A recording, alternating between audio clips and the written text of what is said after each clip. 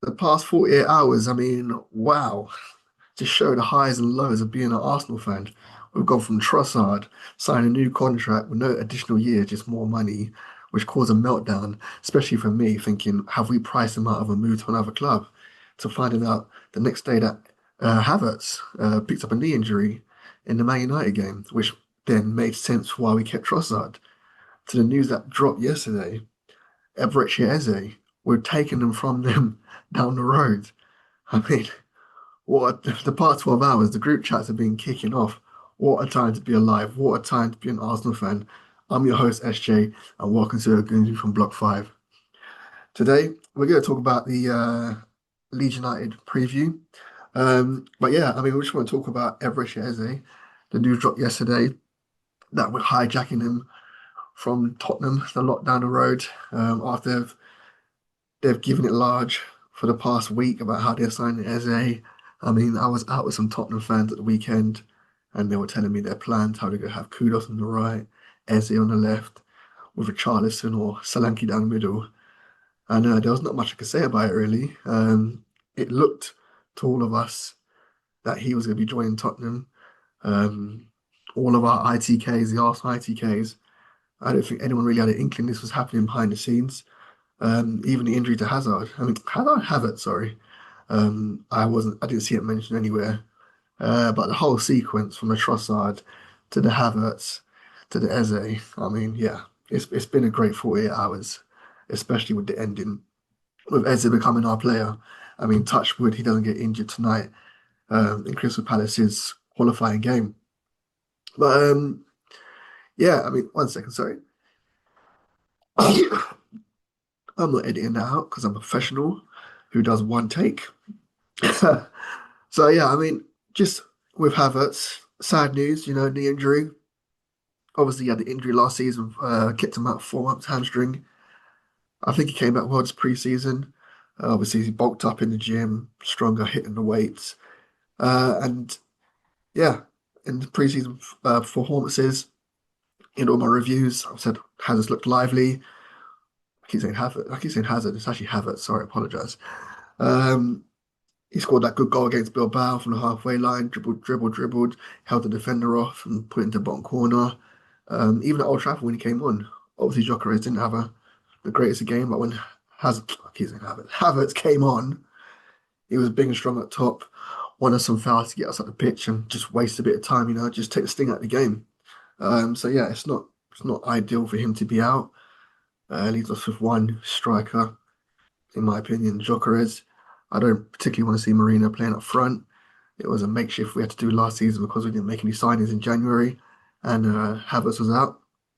So, I mean, the prognosis doesn't look like it's too bad. I'm seeing 12 weeks max. Whether that's the case or not, I'm not sure. But yeah, his injury led us to sign Eze.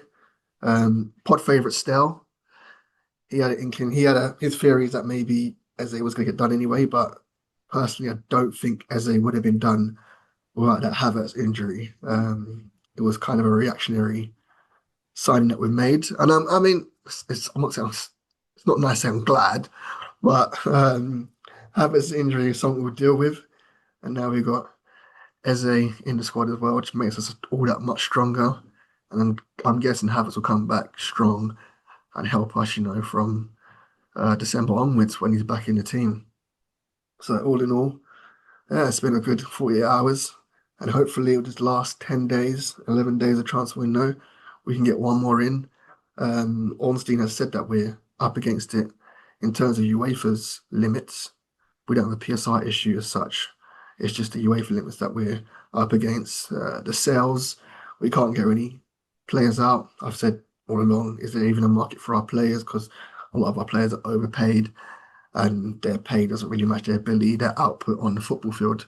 So it's a case of not exactly taking what you're given, but I'm seeing quotes for like 17 million euros for the likes of Zinchenko or Fabio Vieira. Sorry, I mean I'd take that to be honest. It's a transfer that's not really worked out, so we just need to get them out, get some money in, get them off the wage bill, and move forward and live and learn. Just live, just like, take it as a life lesson. Um, because that's all we can do. These people are new to the club, or they were new to the club, and we just need to stop rewarding short-term form with big-term contracts, which is what we've been stung with the likes of Martinelli. I mean, Havertz was just a big transfer from the get-go. Gabriel Jesus, Zinchenko, obviously they came over at a time when we were in the mud of the mud. Um, and yeah, they changed our fortunes for the better then. Um, but it hasn't really helped us long term as we've progressed and made the team even better. So yeah, get well soon, Havertz, and welcome to the club, Eperechi Eze. Fingers crossed you don't get any injuries tonight in your qualifier. Just walk around the pitch, pop and pass, like a training session. Kick about with the lads. So yeah, I hope everyone's recovered from that disappointing win at Old Trafford. Exactly, yes, a win. The post-match chatter online, you would have thought that we went there and we lost.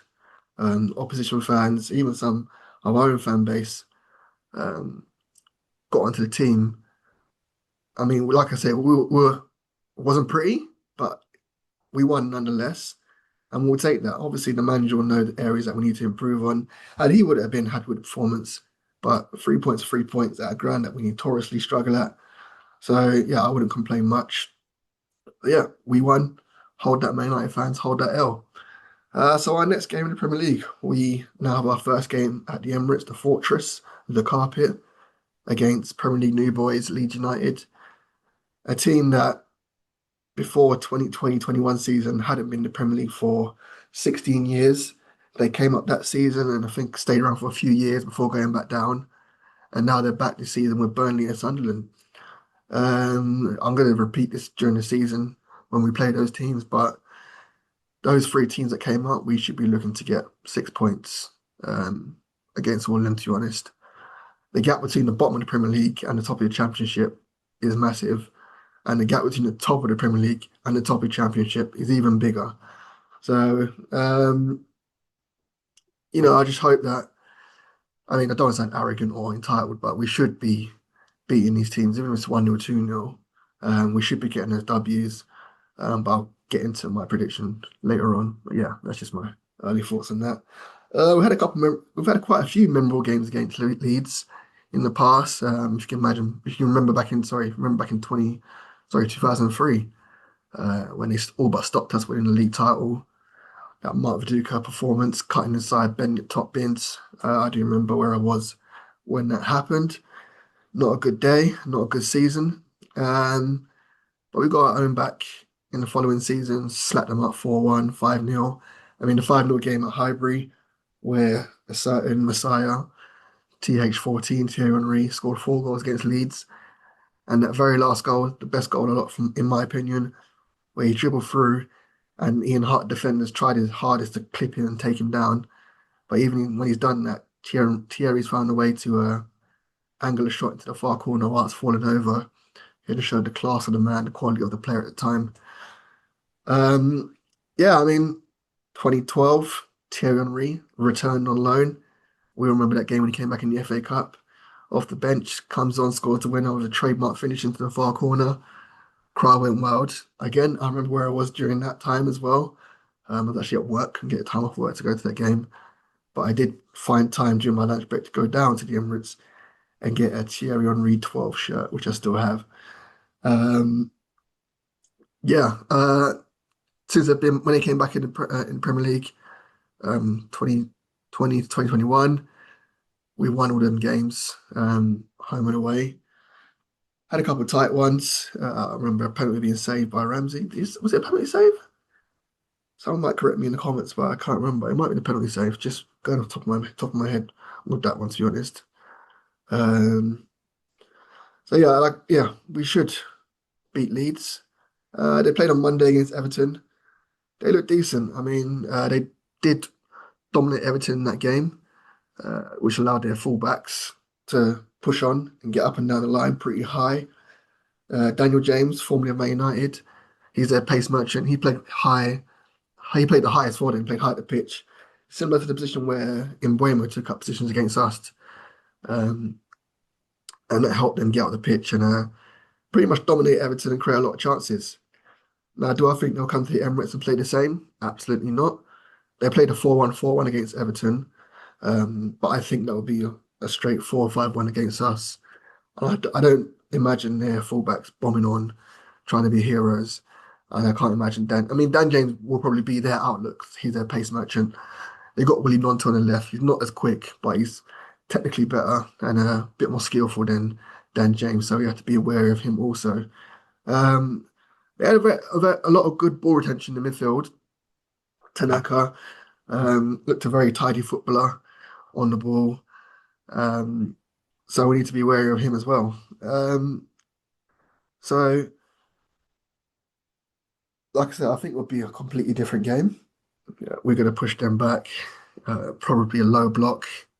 If you ask Leeds fans, Leeds players, Leeds management team, after 2 games with their 3 points, would you be happy? They'll say yes. So this is essentially a free swing for them. So we need to be wary of that. They could come and um, play exciting, expansive football, but not very likely, especially at the Fortress. And if we're looking to challenge for a title, these are games we should win.